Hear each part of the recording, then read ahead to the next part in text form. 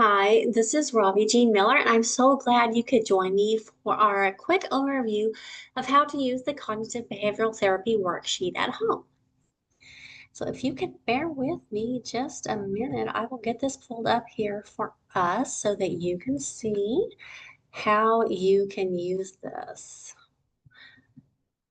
Okay, so this, well, if it stays, is our cognitive behavioral therapy worksheet. And so, for those of you who may not be very familiar with cognitive behavioral therapy, what it is essentially is it allows us to start being aware of our thoughts and to rewire and replace thoughts that no longer serve us so that we behave and interact with ourselves and with the world around us in a way that does serve us better.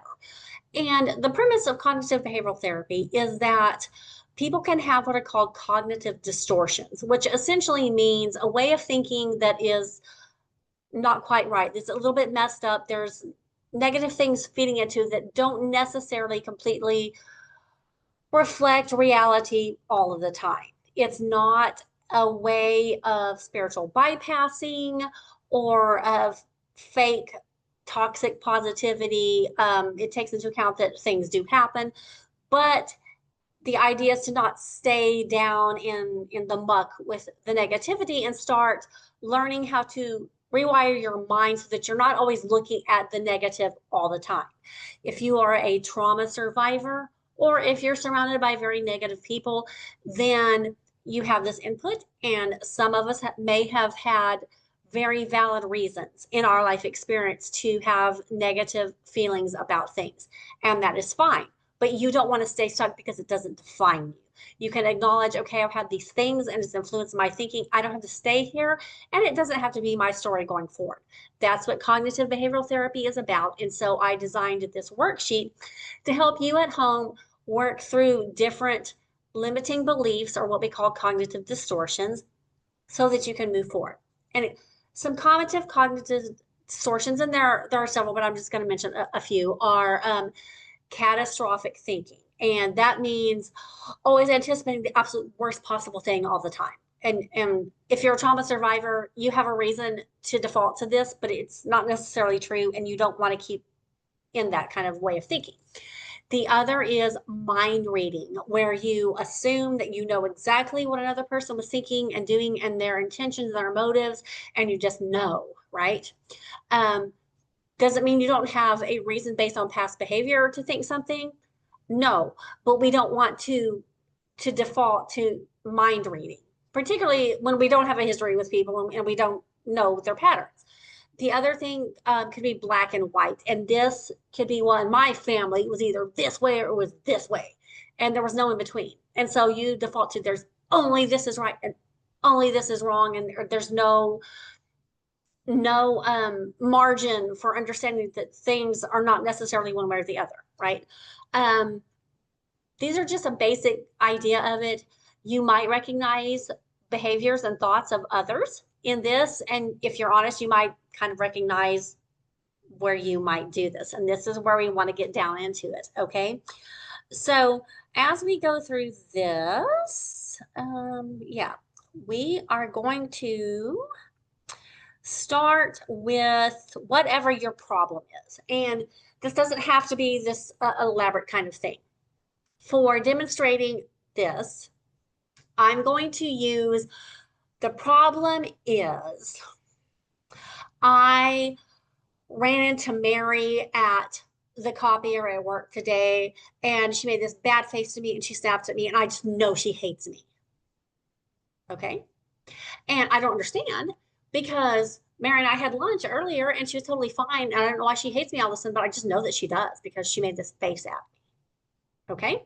So what you would type in here is Mary, here, let me fix this. Mary hates me because she was mad at me at the copier. So I'm going to keep this super basic. You can elaborate, but you don't have to.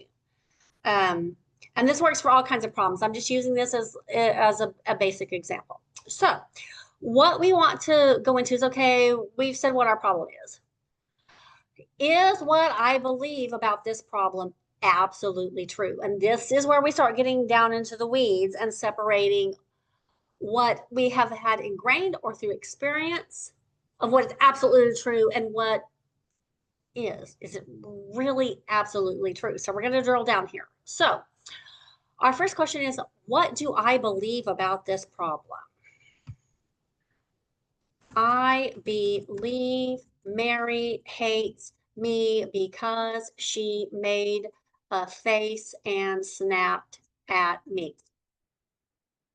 Why do I believe this? Because, if I can type, when people are mad, it is because they hate me. Now, there's a lot with this, and usually indicates some kind of a trauma background or just other experiences where we are assuming that if somebody else has a negative reaction, it's on us, which is not true. And this is something you would definitely want to explore with your mental health provider. But it's super common, and this can be a foundation of why we assume, which is mind reading, that somebody hates us because they did something that wasn't like smiles and unicorns. Okay, this is not a judgment. It's super common experience if you came from a trauma background and people pleasing, and you have to regulate other people and all this kind of thing. So it's not, that's completely irrational on your part to think that. You've had a reason, but that doesn't mean that it's true just because somebody put this on you in the past. Okay, so moving on to that. Do I know for sure that this is absolutely true all the time? Do I know that if Mary or any other person I run into anywhere has a bad expression on their face, they're in a bad mood, or they snap at me, or they cut me off in traffic, or they do something, do I know absolutely for sure that they're doing because they hate me or because I did something wrong? No, no, I don't. And even though that might be my default, I don't know absolutely for sure that every time somebody reacts like Mary, it must be because they hate me and or because I did something wrong. So if you're honest with yourself, no, I don't know for sure that this is always absolutely true. And a lot of times it is not. Now, is it possible that Mary might hate you for some reason? Yes. Is it possible that maybe you did do something at some point? Yes. But for the most part, it isn't true. It is a cognitive distortion that we take on. We interpret it that way based on our history, and we then project that onto other people, and then we react based on our own projection, which may or may not be grounded in absolute facts and reality. All right. So where we want to drill down even more is there another possible truth or outcome? So in our case, is it possible that there are other reasons why this happened? Yes. Mary may have had problems with the copier. Maybe she felt ill. Maybe she had problems at home. Maybe the boss gave her bad feedback. Do you see what I'm saying? There could be 8 jillion other possible things that happened with Mary prior to you coming into the copy room and have zero to do with you.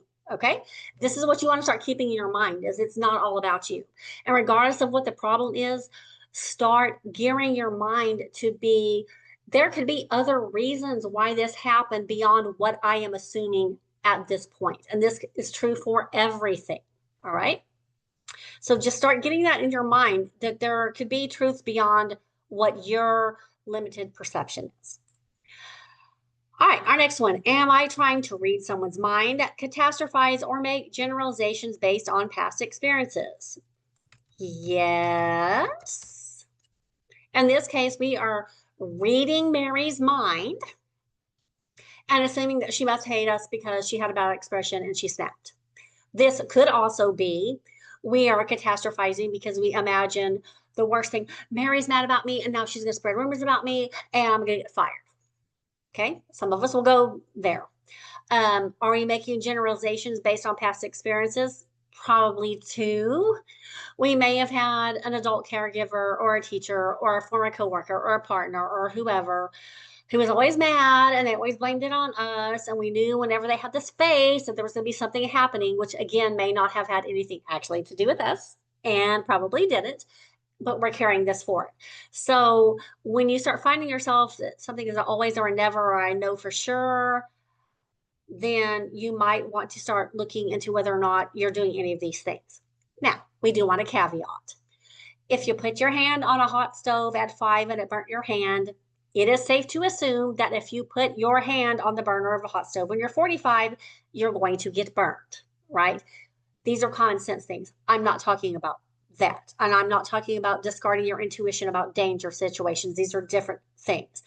What I'm talking about here is that irrational, almost like panic that we can get because other people are doing things or this thing happened and we're just assuming based on experiences, and sometimes maybe it came out good and sometimes it didn't, but we take the traumatic part and we run with that and we make that our truth. So we do need to distinguish between basic common sense, don't put your hand on a hot stove, and assuming Mary must be mad because she made a face when I came in the room, right? Okay. So going forward with that, because we want to look beyond our limited negative trauma-based scope here, what are examples of past good outcomes of this type of problem? Have you run into somebody who was making a face and they snapped? And you stop for a minute and you look and like the copier machine is misfeeding, or there's a thing, or maybe Mary has tears streaming down, or she's shaking or something. And asked, oh, are you feeling okay? Or yeah, I don't mean to intrude, but is everything okay? And she might indicate to you that maybe something is not okay and there's something else going on, right? And you can do with that however you feel led, but it does show you something else happening. Or she's in with a copier and the light's going on and it's beeping and it indicates there's a problem with the copier, right? Obviously, that's not you. You didn't cause that. It was happening before you got there. So these are examples of where you can dig into it and see it's fine. You help Mary put more paper in the copier, or you clear the error, or you give her a minute maybe to talk about whatever. And then it ends up being okay. And she calms down and she moves on and it's totally fine. I'm not advocating that we fix or regulate anyone else. I'm not saying that. But my point is sometimes you think something's bad and it's not. Or maybe you turn around and leave and Mary comes to you later and she's like, hey, I'm sorry if I snapped at you. It was totally not on you. It's the paper was out of copy, or I just got this thing, this email, or I have to go pick up my child sick from school or something. And you find out later it's not the bad, horrible thing that you thought it was. All right. And this happens a lot. Where we can tend to get stuck is assuming that even though good things have happened in the past, well, I know this one good thing happened, but all these bad things happen, and staying stuck in that loop. And this is where you don't want to stay. Okay. If something bad has happened or could happen, something good has happened or could happen. So we're going to move on with this to control factors. When we're confronted with this kind of situation or any situation, we want to stop and ask, can I control the outcome of this problem? Yes or no, right? If I can, to any degree, what actions can I take? And go ahead and list out what possible actions you could logically, legitimately take. If you can't control it and there's nothing you can do to stop it, what can you do to help prepare yourself to respond in a logical and protective way? There may be things you can't do anything about. For an example, say there's a hurricane coming in and you're afraid, or something like that. Can you stop the hurricane coming? No. Can you prepare in a way that to help mitigate your problems? Yes. So you can do that. That gives you more of a sense of control, knowing you've done your part without the onus of, oh, I have to control this thing. And we can't control a lot of what other people do. We can't control a lot of things around us, but we can help prepare logistically and like in reality and ourselves mentally. So once we've done these things, if we can't do it all ourselves, are there other resources that can help navigate the situation?